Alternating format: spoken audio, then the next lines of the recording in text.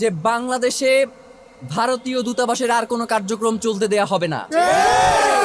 যেই রাষ্ট্র বাংলাদেশের স্বাধীনতা সার্বভৌমত্বকে বিনষ্ট করে দিতে চায়, যারা বারংবার বাংলাদেশের এই মানচিত্রে যারা থাবা বসিয়েছে তাদেরকে আশ্রয় দিয়েছে, এবং এই খুনি পতিত স্বৈরাচার হাসিনাকে যারা এখন পর্যন্ত লালন পালন করছে, সেই রাষ্ট্রের সাথে বাংলাদেশের সুসম্পর্ক থাকবার আর কোনো কারণ হতে পারে না।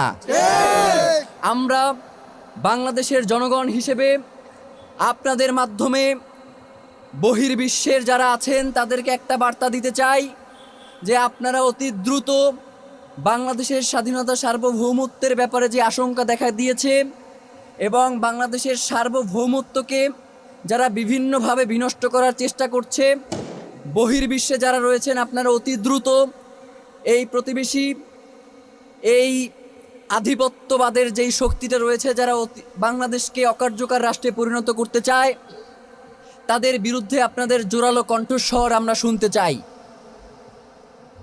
ডক্টর ইউনূস মহোদয়, আপনি খুব সুন্দর সুন্দর করে কথা বলেন, মাঝে মধ্যে একটু মুচকি হাসেনও, আপনার লজ্জা পাওয়া উচিত।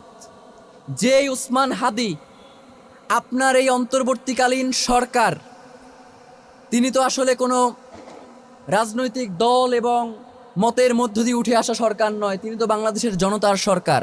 বাংলাদেশের জনতার কণ্ঠস্বর শরীফ ওসমান হাদি, যিনি ঢাকা, বাংলাদেশের 300 আসনের মধ্যে ঢাকা 8 আসন অত্যন্ত গুরুত্বপূর্ণ, আপনারা জানেন। ওসমান হাদি কোনো ঠুনকো ব্যক্তি নয় যে তাকে যে কোনোভাবেই আপনারা বিবেচনায় নিতে পারেন। ওসমান হাদি হচ্ছে বাংলাদেশের স্বাধীনতা সার্বভৌমত্বের প্রতীক। সুতরাং আপনারা ওসমান হাদির নিরাপত্তা নিশ্চিত করতে পারেন না, অথচ আপনারা বলেন ফেব্রুয়ারির 12 তারিখে আপনারা নাকি নির্বাচন করবেন। এক আসনের প্রার্থীর আপনারা নিরাপত্তা নিশ্চিত করতে পারেন না, আর 300 আসনে আপনারা ইলেকশন করবেন এবং সেই ইলেকশন সুষ্ঠু হবে, কোনো ঝামেলা হবে না এবং সবথেকে সুন্দর নির্বাচন হবে, এমন কথা যখন আপনারা বলেন তখন আপনাদের মুখে আমাদের থুতু মারতে ইচ্ছে হয়। আপনাদেরকে আমরা জানাতে চাই যে ইতিপূর্বেও ওসমান হাদি তার শঙ্কার কথা জানানোর পরেও কেন গোয়েন্দা সংস্থা থেকে তাদের বিরুদ্ধে কোনো ধরনের ব্যবস্থা নেওয়া হলো না। এবং আপনারা জানেন যে এই যে খুনি, এই খুনি ইতিপূর্বেও গ্রেফতার হয়েছে এবং তাকে এই সরকারের আমলেই জামিন দেওয়া হয়েছে। আমরা তো মনে করি যে তার এই জামিন ওসমান হাদিদের মতো যারা জুলাইয়ের কণ্ঠস্বর, যারা বাংলাদেশের স্বাধীনতা সার্বভৌমত্বকে ভালোবাসে, যারা বাংলাদেশের স্বাধীনতা সার্বভৌমত্বকে টিকিয়ে রাখার জন্য লড়াই করছে, তাদেরকে আসলে মেরে ফেলার জন্যই এদেরকে বের করা হয়েছে। সুতরাং এই দায় কোনোভাবেই অন্তর্বর্তীকালীন সরকার এড়াতে পারে না। আমরা কোনোভাবেই আপনি বিমান থেকে লাফ দিবেন এবং হেলমেটে ওসমান হাদির ছবি সেখানে পোট্রে করবেন, আমরা তো ওসমান হাদির এই অচেতন অবস্থায় তাকে আপনারা পুষ্পমাল্য দিবেন, এই প্রত্যাশা আমরা রাখি নাই। আমরা অন্তত মনে করেছিলাম যেহেতু ওসমান হাদি বাংলাদেশের স্বাধীনতা সার্বভৌমত্ব রক্ষার সবচেয়ে বলিষ্ঠ কণ্ঠস্বর এবং অন্তর্বর্তীকালীন সরকারের সবচেয়ে বড় শক্তির জায়গা, সুতরাং আপনাদের নিজেদেরই দায়িত্ব ছিল ওসমান হাদিকে রক্ষা করা।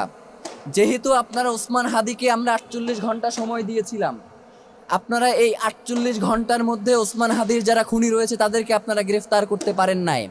সুতরাং আমরা ইনকিলাব মঞ্চ এবং বাংলাদেশের জনতার মতামতকে প্রাধান্য দিয়ে আপনাদেরকে বলছি যে ওসমান হাদির জন্য আপনারা খাস করে দোয়া করেন। আল্লাহ না করুক ওসমান হাদির যদি কিছু হয়ে যায়, ওসমান হাদি যেই দিন, যদি আল্লাহ না করুক কোনো কারণে সে নিঃশ্বাস বন্ধ করে, সেই দিন এই অন্তর্বর্তীকালীন সরকারের শেষ দিন। আমরা চুপ রয়েছি, এর জন্য আপনারা মনে করবেন না যে ওসমান হাদি শুধু একা।